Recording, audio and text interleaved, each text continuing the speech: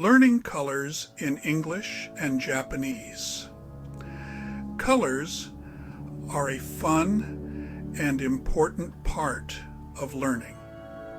Here are some basic colors in English, along with their Japanese translations. Red or chi, aka, a warm, bold color seen in apples and roses. Blue or ching, ao, a cool color like the sky and the ocean. Yellow or huangxi, Kiiro, a bright color like the sun and bananas. Green or lu, Midori, is the color of grass and trees. Black or hei, Kuro, is a strong dark color often used for formality.